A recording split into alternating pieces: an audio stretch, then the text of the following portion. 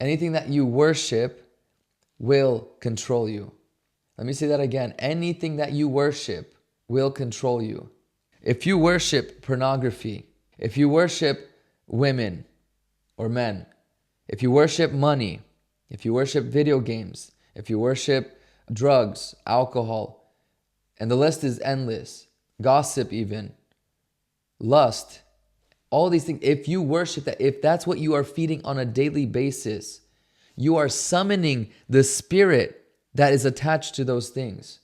It's the same way with God. Once you have sold yourself out and say, God, I'm living my life as a living sacrifice, and I'm giving it to you as a spiritual worship, and you start worshiping the Lord, you start praying, you start being consistent in your prayer life, you start being consistent in your spiritual walk, and you're reading the scripture, you start building an altar that will attract the presence of God, that will attract angels, ministering spirits, that will attract the anointing in your life.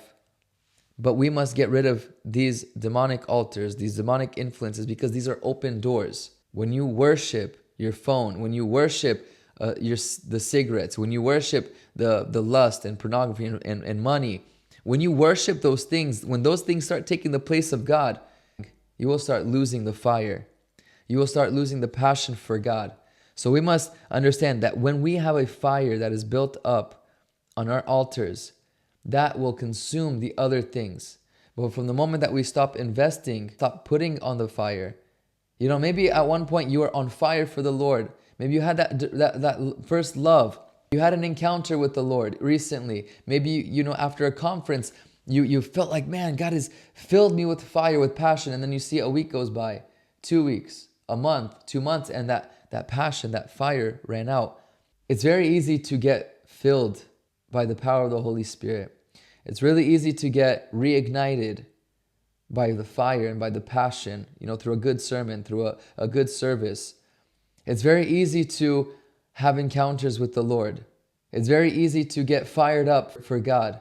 And even I've seen this so many times, even with deliverance, is you come up for prayer. You come up to the altar, there's the altar call. You come up, you offer your sin, you offer your dedication and say, God, I'm willing to go to the ends of the earth. I'm willing to do this. I'm willing to let go of this. I'm willing to lay down my life. I'm willing to let go of my friends. You come to the altar, you said all these things, and then God brings the fire down. He delivers you. He heals you. He fills you with His power. He fills you with the Spirit. And then you forget that there is a maintaining process after.